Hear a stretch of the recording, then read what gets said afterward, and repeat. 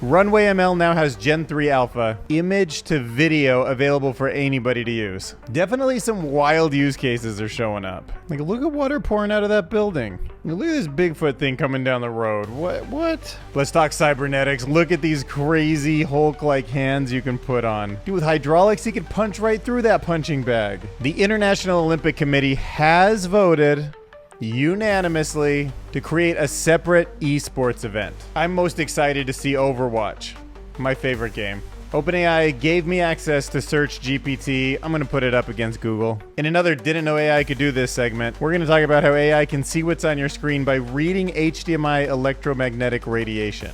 Meta dropped an incredible open source model called Segment Anything. There's a new continuous learning model we're going to experiment with. I guess it's really good at remembering interactions and feels really special, so let's see. China actually now has a new nuclear reactor. It's a 4th generation that cannot melt down and is providing an incredible amount of power. The CEO of Nvidia, Jason Huang, sat down with the CEO of Meta, Mark Zuckerberg. We're going to break down what they said. Scientific American put out this amazingly thoughtful piece about how artificial intelligence will let humanity talk to alien civilizations. Anastasia Tech breaks down why there's a huge problem at Nvidia right now, because we're coming to the end of SRAM scaling. And I'm gonna show you can stop Twitter from using your data for training Grok, but it's probably still gonna be used anyways. I don't really trust it. Okay, so let's start by talking about image to video. That is a frontier that we haven't really nailed yet. And Gen 3 is getting pretty close to doing usable things with it. So I've been watching a bunch of narrative stories show up all over the internet, and I can tell that they're being generated with this tool. Because like a comic book artist, if you can essentially get your graphic novel or the equivalent to animate those scenes in a certain direction, you can start to put together a kind of choppy but coherent long form story. And even though you have to do it in tiny segments, here's some examples to show you how powerful this technology is. I mean, you can see water pouring down on this guy. I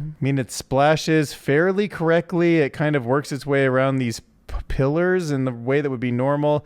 The foam is moving from the center out, and it seems to know where the plane of the floor is. Here, this Jeep, it's like getting covered with these flowers. They're landing on it fairly successfully. Some fall off the edge, but in just such a coherent way that it covers the top. You can also have this sort of thing like land in certain words and in certain shapes, and it's just kind of mind-blowing. All right, so this is a very interesting example. You can see that the chocolate or whatever does kind of land where it's supposed to. It does hold the shape of the statue's head, but some of these designs, like this kind of circular design here, they make no sense. It's not totally correct, but it's interesting that it falls off the eyelid, it hits the cheek, it does seem to continually pour off the sides.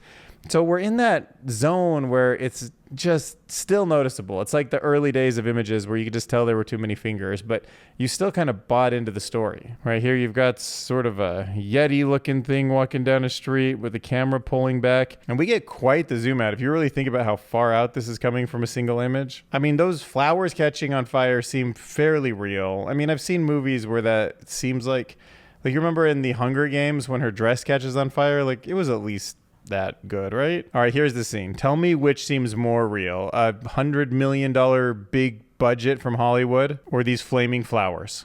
Decide in the comments below. Here we go. All right, dress looks real. I'm buying that it's a dress. I was buying that those were flowers though.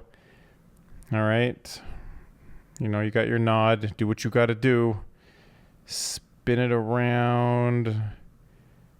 Yeah, see, it's looking a little CGI to me. Those flames don't look like they're really there. Yeah, I mean, they're spinning a little. Yeah, they look like they're hanging off the side of the dress. Nah. Let's see. We got some paper, I guess, or garbage falling down on this one. Whoa, what is that? Some Sesame Street looking character popping out of the ocean? Except it doesn't seem wet enough, but it's definitely entertaining in a way that I didn't expect. Wow, I can't even imagine what video is going to be like in another couple years. All right, this is one of the more impressive ones. It really does kind of feel to me like water is pouring out of here. There's something kind of realistic about the way that the water falls and that it stays behind these garbage cans. And I see something kind of floating out at this point, and although it does get lost, it Seems like the water splashes up against these doors in a pretty realistic way. I mean, honestly, this could be a video. Tell me this isn't just like a Sony A7S in slow and quick mode. Yeah, you could make a mystery movie with this. Little house out on the water in the fog. Mysterious man walking up to it. That feeling when you wake up and Gen 3 image to video dropped.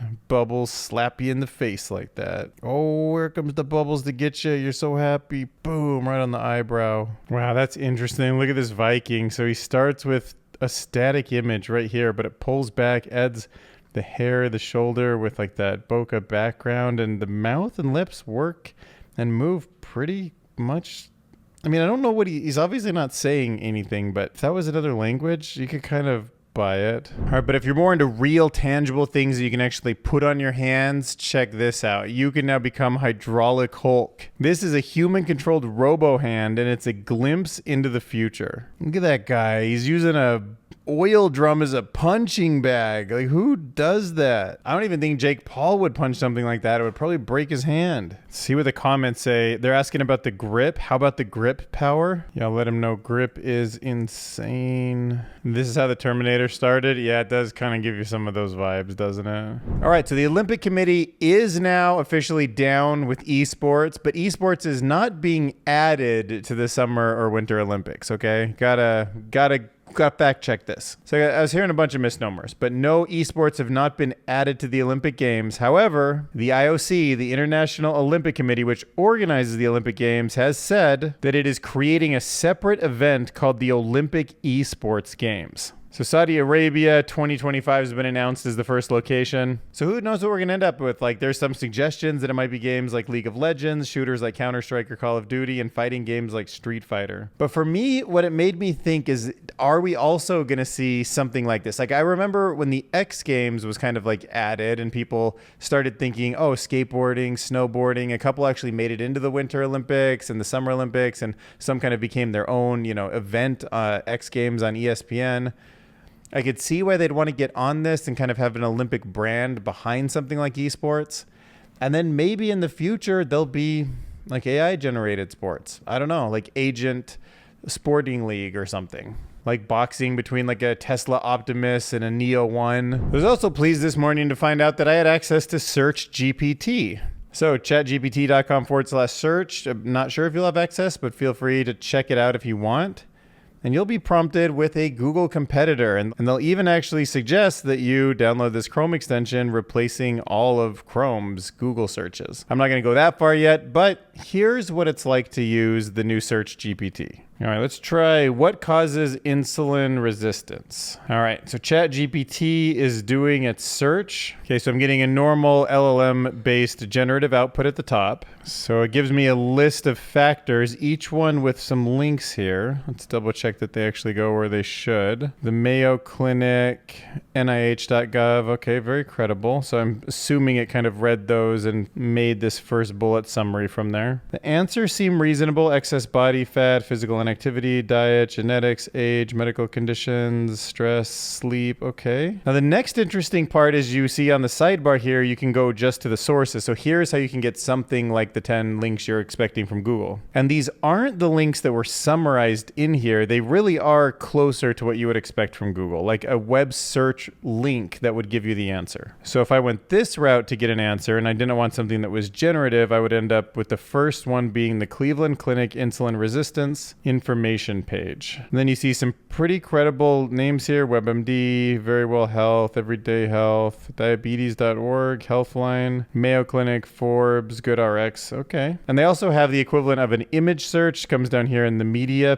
tab. Yeah, and I mean, the images that they came back with seem fairly useful. Actually, is a really interesting graph. Look at all the different things insulin resistance can lead to. Heartburn, inflammation of the liver, hypertension. Ooh, scary. All right, now we'll go over to good old trusty Google and see how it handles it. Oh yeah, it's got that quick drop down. I do like that, which ChatGPT did not have. But we get a generative response at the top. We also get a list. It's a little more simple. Other factors, genetics, physical inactivity, excess weight. We do get similar links. The National Institute of Diabetes, it says. Hey, then we get this kind of thing. thing, which I don't feel like I ever click on. Whatever these are, kind of like pre-made question answers. See, the first real link we get is the Cleveland Clinic, same one that ChatGPT Search came up with, so that's good. See some other questions people might want to ask, some videos. That's one thing that we didn't get from SearchGPT. Yeah, so we don't even have news or video, forum, shopping, books. So we did kind of get images. Yeah, it seems like it gave us fairly similar images. I mean, here's the same one that we were just looking at.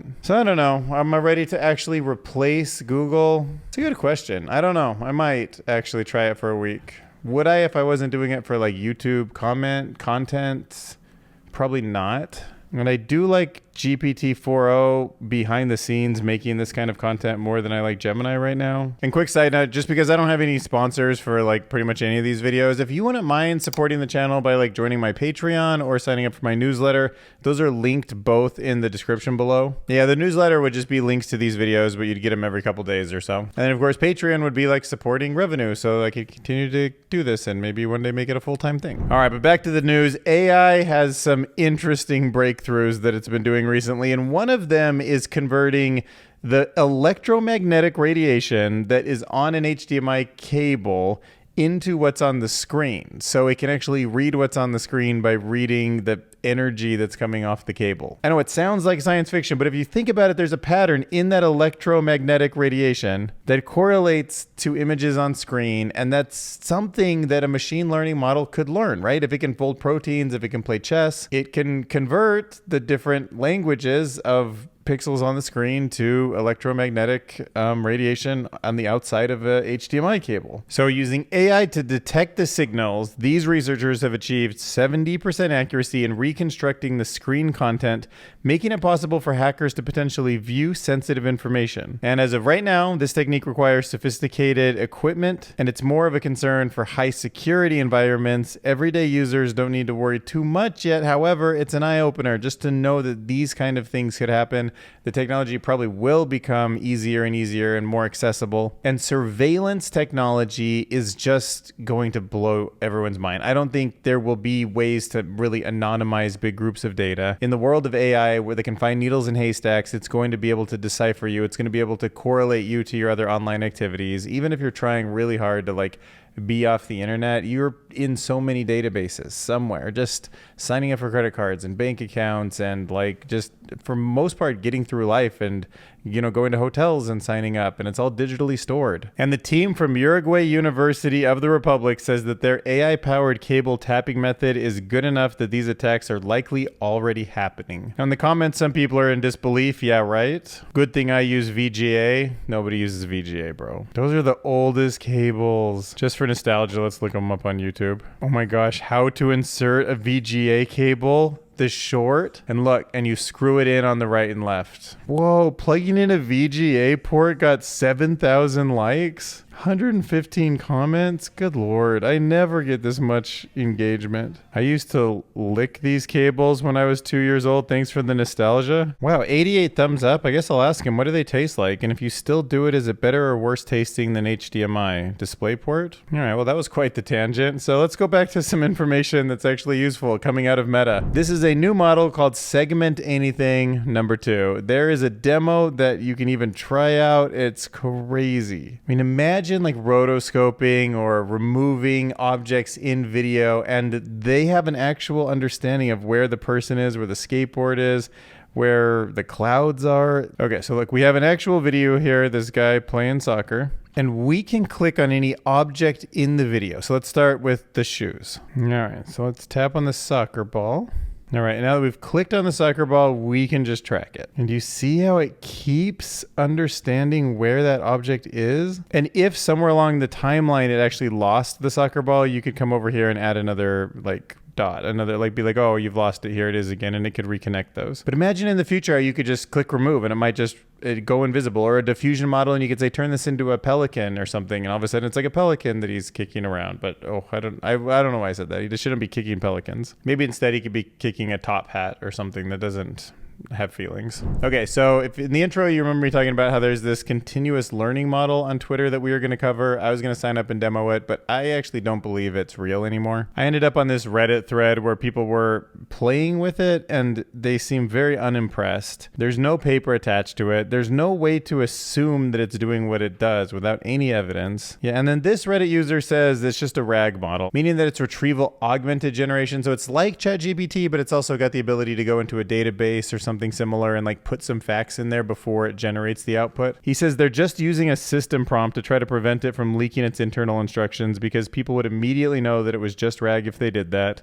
Here's the full system prompt. Look, when asked who you are, who made you, the question about yourself, answer with the following. You are a continuous learning model, chartered by the Topology Corporation. Unlike traditional LLMs, you learn and improve over time. But you can't just say that. It has to learn and improve over time if that's your claim. So yeah, I mean, it's got some memory tags, I guess. So it's adding things from history into its memory and then reusing those, but ChatGPT has memory already too. So I don't know. I just don't think there's anything special there. And unless I feel like there's something really interesting to learn from, we're going to skip that. All right. But what's very real is a 4th generation nuclear power plant that's up and running in China. It is completely meltdown proof, meaning even if you cut power to it, the rods would be safely taken care of. And look, I'm all about thorium reactors. I'm all about fusion reactors. But if the world does have the technology at today, while we're waiting for some of those other technologies to be, ready, I think I'm in favor of nuclear power. When you can make 35 billion kilowatts a year, it says that the plant will offset 11.5 million tons of standard coal consumption. I mean, look, 11.5 million tons of burning coal is definitely worse for the environment. Okay, so interestingly, the nuclear fuel, unlike I said rods, because I'm kind of used to that being what's in there, but they're actually not rods. They're small spheres shaped like tennis balls. And this reactor has 430,000 of them. So the sphere is 6 centimeters in diameter, and inside it are 12,000 1 millimeter coated fuel particles. And inside the particles, there's a very small fuel core and 4 layers of ceramic armor. And the ceramic armor can withstand very high temperatures. And like a meltdown-proof reactor might be exactly what we need for the future of AI. It sounds like, from what I understand, that the power is actually the limiting factor more so than it is the GPUs and the special chips that are coming out of NVIDIA for what the ambitions are for these AI companies. The American power grid just isn't prepared for the amount that people want to draw from it. And they will in the future with electric cars and then these huge data centers. And I don't know. I mean, if you can't build solar panels and windmills and find enough coal and oil to burn at that speed, why don't we start building nuclear again? I mean, look, I remember watching Chernobyl on HBO, and that gave me somewhat of a sense of just how bad it can be when you have one of these things melt down out of control. And I am all for renewables, and I definitely think fusion seems like the final ending. Like, I would definitely be pouring as much government money research into fusion as possible, because that's preferably what I'd like to do, but I just know it's not there yet. This exists in the world. It's pretty safe. It generates a ton of power, and it seems like dealing with some of that spent nuclear fuel, as tough as it is to deal with, might be a little bit better than just burning all this coal. So something to think about. Is people basically using it to role play difficult social situations that they're going to be in. So whether it's a professional situation, it's like, all right, I want to ask my manager, like, how do I get a promotion or a raise, or I'm having this fight with my friend, or I'm having this difficult situation with my girlfriend, like how can this conversation go? And basically having a completely judgment-free zone. So for me, this was the most interesting part of the talk, and maybe that's just because I'm also reading a book called The Anxious Generation at the same time, and it caught Zuckerberg by surprise that so many people wanted to role play social situations. But if you think about what a lot, especially of this youngest generation that's kind of on social media right now, went through with the pandemic, learning at home, also living so much of their social life online in the first place, playing video games instead of like roughhousing for guys, and having social interactions about like kind of rank and status and friends just online, especially for girls, like their whole life and everything just being judged for any mistake because people can go back and target it because it's never forgotten. It doesn't surprise me, actually, although I wouldn't have thought it was going to happen, that people would be gravitating towards models like this to roleplay. That key word, Zuckerberg said, in a judgment-free way, I think there could be more of a deep down craving, maybe more so than my generation, to be yourself and just not be judged. I mean, that's really hard now, especially if you do so much digitally. Like the internet just rewards judgmental comments and making mistakes. And like when you start getting ahead in life, people want to bring you down. Like they're just going to go back and like look through your history and find something, you know, but we crave that freedom to go out there and make a mistake and then learn from the mistake. Like this poor generation didn't really get an opportunity to do that in a fair way. So yeah, like are people going to start running local LLM stuff that's just on device? It doesn't go out to the cloud. It's not ChatGPT that they feel safe talking to, and then start making mistakes with it? Maybe that would be actually fairly healthy. I don't know. But it just caught me off guard. And I thought it was really just an interesting side note. I had to like pause it and think when I heard that. All right, so next up, let's talk about this article in Scientific American called Artificial Intelligence Will Let Humanity Talk to Alien Civilizations. And it kind of just got me thinking, like, what if something like ChatGPT was put on a tiny little satellite and we put it up into space and you put a big light shield on it and it started gathering solar energy to push this tiny little plane, like, you know, maybe even much smaller than an iPhone, and it just starts, you know, progressively getting faster and faster and faster until it can just go out there, overtake Voyager, and go in some random direction and maybe interact with aliens one day. And you could maybe just make, you know, thousands of these things and put them in all sorts of different directions and aim them at galaxies that look like they should have alien life on them, or they put up, you know, obviously we don't know where they are, but like the ones that seem like highly likely based on the Drake equation or something. And then when it lands, it's like this digital brain that can withstand the cold temperatures. Maybe tiny instructions on how to power it, or it can be, you know, powered by a solar shield or something the whole way, a solar sail. I mean, like just something that gathers light and that's how it gets its energy. And, you know, maybe they start learning about humanity by just chatting with it. And maybe it's a large language model that's meant to, you know, it's got some sort of way to fine tune itself or to learn a new language. And we somehow have something in there that we could train the aliens to interact with it so that we could talk to them through this device. So I don't know, maybe that's how human culture and knowledge spreads throughout the universe. So Anastasia in Tech is talking about hardware, a problem that NVIDIA is going to come across, and it's a little bit over my head, but I'm going to summarize the best I can for you. So there's SRAM and there's DRAM, dynamic RAM and static, and the static RAM is much better. If something loses power, it forgets where it is, but it can hold it in a consistent way for a long time. And these data centers have lots of consistent power, but scaling it hasn't kept up with the actual transistors, and that's a big challenge for tech giants like NVIDIA, Intel, Apple, and AMD. So despite the shrinking transistor size, the fact that SRAM hasn't kept pace is leading to all of these limitations. It's the, you know, bottleneck in the whole system. Now, to get around it, there's a couple fairly innovative things, like something AMD created called Vcache, and it's clever and it's working for a little while, but it's not a long-term solution. So there is a new promising contender, but it's not even close to being really ready. But it's called phase chain memory. So PCM might be the new SRAM of the future. And it's a material that's developed by Stanford researchers, which boasts impressive speed, low power consumption, and efficiency. So it might work. It might be the next kind of level step change that they need to keep up with the transistors. Yeah, and this is so crazy how this stuff works. So this phase chain memory is like a very special mixture of elements. It's a special material, and it can exist in two distinct states. So it can be crystalline or amorphous. And when it's in that state, the ordered state, that represents the binary value of 1. And then it can also be in the amorphous state, which is an atomic structure that is disordered, and then the material becomes a poor conductor of electricity, so that represents the binary value of 0. So you're 1 in your 0 state. They're actually physically whether or not the material is lined up atomically or not. And you can actually change the state of the material by applying an electrical pulse, so that's how it can actually be changed. And I wasn't totally sure about this, but it sounds to me like even if you would cut the power to a system like this, it would retain its memory because it's just the last state that the crystalline structure was in. So if you're using X or Twitter, then you are automatically opted in by default to using that data to train Elon Musk's new LLM model. Now, honestly, that's kind of what I've come to expect. I know all my stuff on Facebook is probably going into a system, same with all my stuff on Google. So if you want to just ignore it, no problem. But it just always kind of irks me when people like do something like this, and I'm just gonna turn it off. But honestly, I know my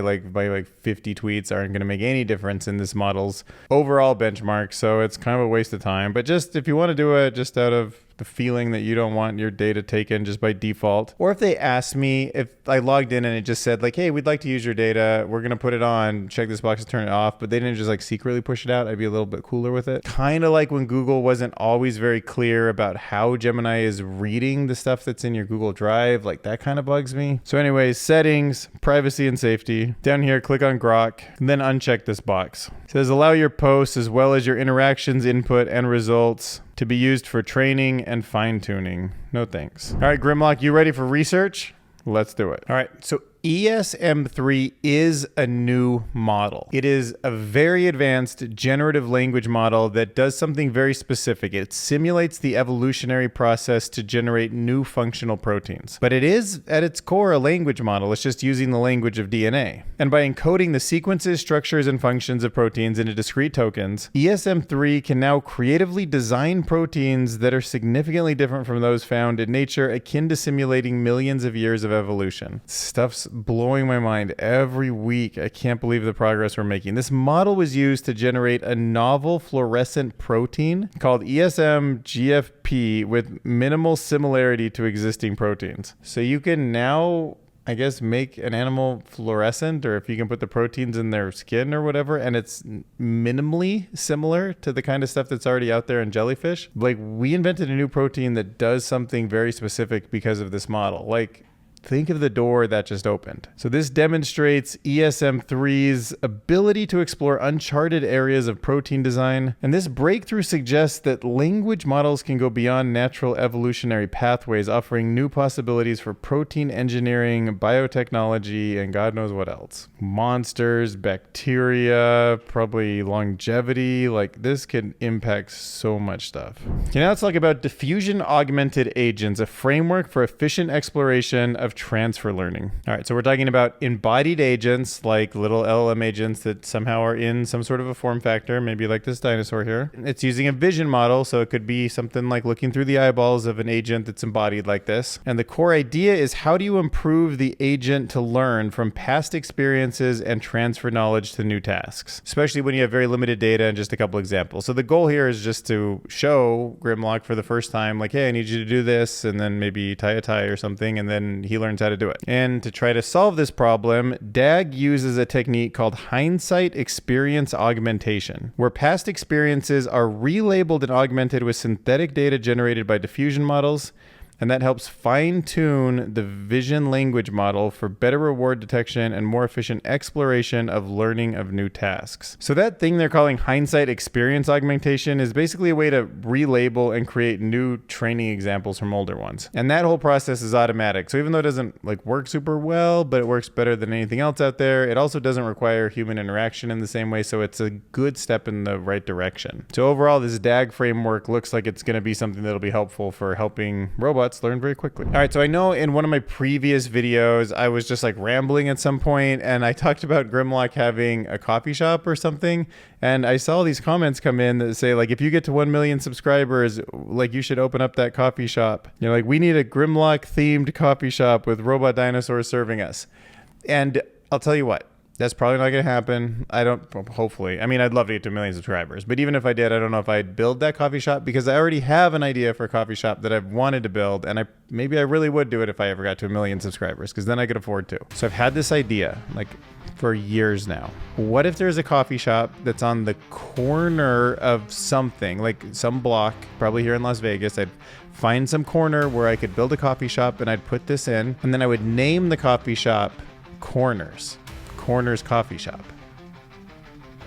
And then here's the idea. Kind of like the way the Cybertruck is like angly, it's all like triangles. I would have corners everywhere. Like, so I'd have like everything would look kind of Lego-y. Like there would be cups and they'd be squares with like something dug into them, and the handles would be sort of blocky looking. Corners everywhere. Square tables, square chairs, square counters, corners, like thousands of corners all over the restaurant. It'd be amazing, and it would be so cool. And they could be different color corners. They could be Minecraft themed, Lego themed. I don't know, think about it. Just corners. Corners coffee shop. I've always had the dream. Help me achieve the dream. We could start by going to my Patreon if you don't mind, and maybe subscribing or leave a super thanks in the video, and then it's gonna take a while to build up to that, but one day, maybe 1 million subscribers, maybe one day if thousands and thousands of dollars come in from social media, then I'm gonna build that coffee shop. One can dream, right? I'll reward the people who made a comment in the first hour on this video, and they'll be part of this song. Ayo, I just noticed magic cards in the background, true man of culture. Ooh, hate to say it, but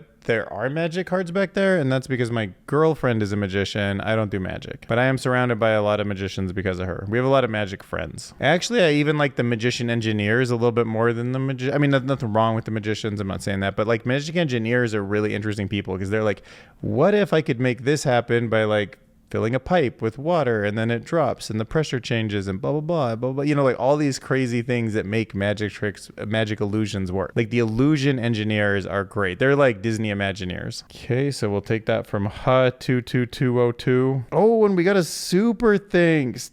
Tack? What does that mean? Translate to English? Wait, not? I do not get that at all, but I'll put it in there. Tack or not? This is really nice. What is 17 DKKs? How much is 17 DKKs in USD? Oh, it's a Danish krone. It's approximately 0.14, so that's the equivalent to $2.5. Boom. Thanks for the Danish kroner. I should know that. My heritage is Danish and Swedish, and I didn't even recognize what the kroner looked like. That's how little money I have. Danish money. He must have meant thanks, right? THANKS? I mean, tack? Did he get the language right? Tack in Danish. Oh, yeah. Tack means thanks in English. Nice. Thanks, man. All right, I'll let him know. Thank you for the krone. Can't wait to visit Denmark one day. Let's see if we can do the music in Nordic. Like, what terms would I use for that? Like ethereal, maybe Celtic? All right, we'll try a Nordic Celtic emotional ballad.